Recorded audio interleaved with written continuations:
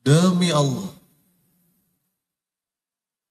dalam hidup ini tidak ada yang lebih kita butuhkan melebihi butuhnya kita ditolong sama Allah.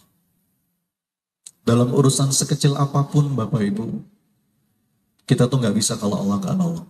Betul ya? Coba, kalau kita dengar suara azan, Allahu Akbar, Allahu Akbar. Apa jawabnya?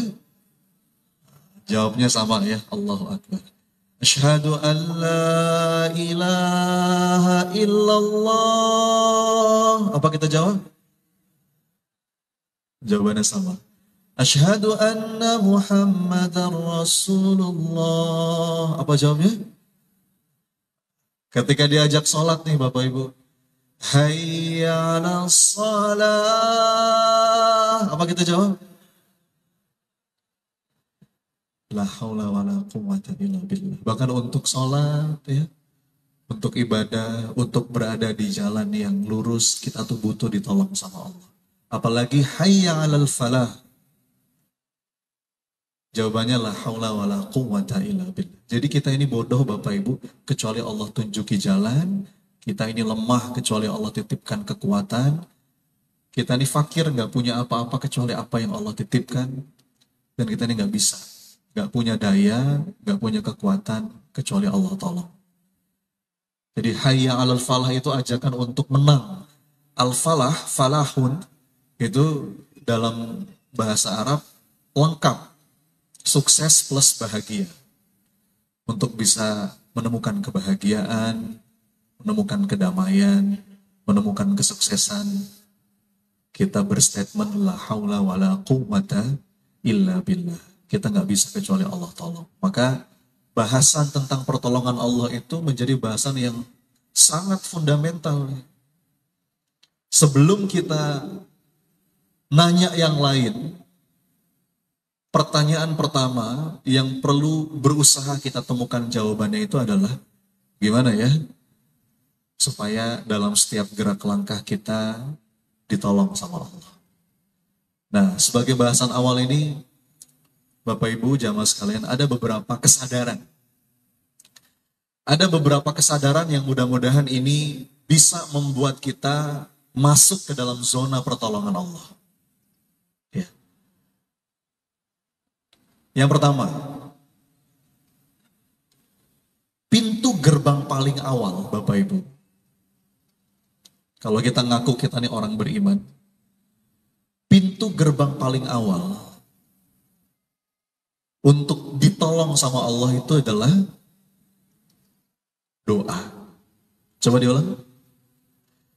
Bahkan kata Nabi, doa itu senjatanya orang-orang yang beriman. Datang minta. Coba diulang.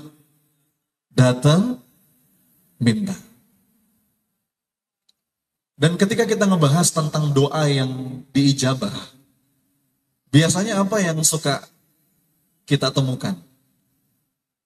Ada dua paling tidak nih Bapak Ibu. Tapi ada satu yang sering dilupakan.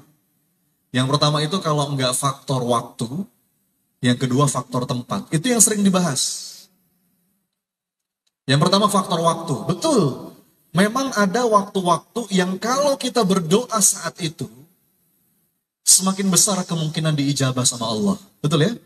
Kapan aja? Coba sebutin. Satu. Hah? Sepertiga malam terakhir, yes. Itu golden moment. Bahkan dalam beberapa riwayat, kata Nabi, Allah itu sampai turun ke langit bumi, menanti mana hamba-hambaku yang bangun dan meminta sesuatu, maka Allah akan berikan. Jadi yang pertama, ini waktu-waktu mustajabnya doa. Sepertiga malam terakhir. Kapan lagi? Antara azan dan iqamah. Itu memang semacam privilege ya, yang Allah berikan kepada seorang hamba untuk yang hadir tepat waktu memenuhi panggilan Allah. Jadi manfaatkan betul. Ini kalau perlu ditandai nih Bu, Pak. Dalam keadaan kita butuh ditolong sama Allah, tandai ini waktu-waktu mustajab. Yang kalau kita berdoa pada saat itu besar kemungkinan diijabah sama Allah. Kapan lagi? Masih banyak. Hari Jumat pada asar, betul Pak? Kalau perlu Bu, pasang alarm. Ini Anda kalau cek handphone saya ya Bu, Pak. Saya itu setiap hari Jumat pada asar itu pasang alarm. Ini boleh ditiru ya. Jam 16, 16.30 setiap hari Jumat. Itu bunyi itu handphone saya. Itu buat ngingetin bahwa pada saat itu salah satu golden moment tadi. Waktu yang penuh barokah. Dan kalau kita meminta kepada Allah yang baik-baik, besar kemungkinan diijabah. Masih banyak. Kapan lagi?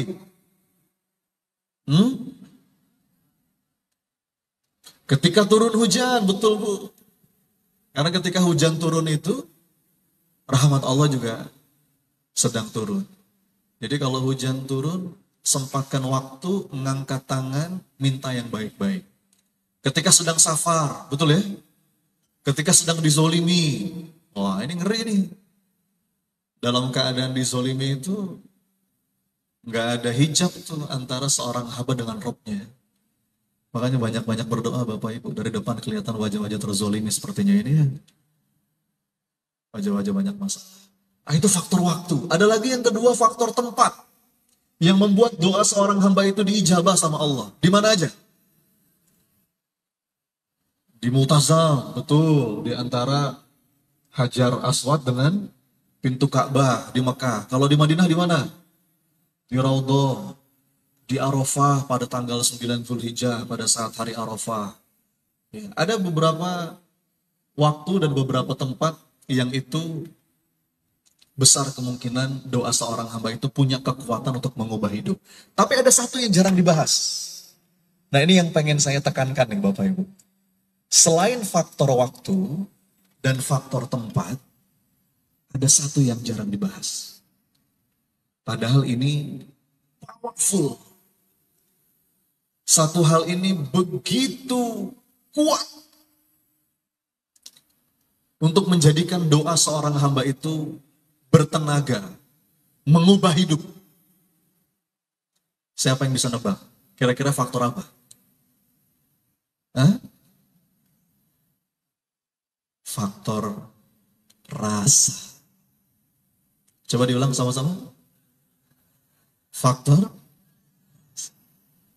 rasa. Karena Nabi SAW bersabda, wa'lamu annallaha la yastajibu du'aan min qalbi ghafilin lahid.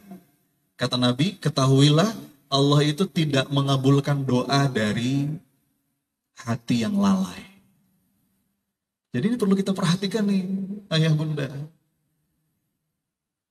Kalau kita pengen ditolong sama Allah, datang minta lewat doa. Nah sekarang pertanyaannya, doa seperti apa Ustaz? Doa seperti apa yang itu betul-betul punya kekuatan untuk mengubah hidup? Nah di antara faktor pentingnya adalah faktor rasa. Ada dua rasa nih Bapak Ibu. Dua kesadaran yang perlu kita tumbuhkan dalam diri untuk membuat doa-doa kita ini sebagai seorang hamba itu tembus langit, kata para ulama. Dua rasa yang paling penting. Dua rasa itu adalah rasa hina, rasa butuh. Coba diulang lagi. Rasa hina. Ini dengan sengaja ya saya minta Anda mengulang apa yang saya sampaikan supaya membekas di hati. Jadi kesadaran atas kehinaan diri di hadapan Allah dan kesadaran bahwa kita tuh sebagai seorang hamba senantiasa butuh ditolong sama Allah. Itu dua rasa yang akan membuat doa kita, Bu, Pak, kata para ulama, bertenaga, mengubah kehidupan.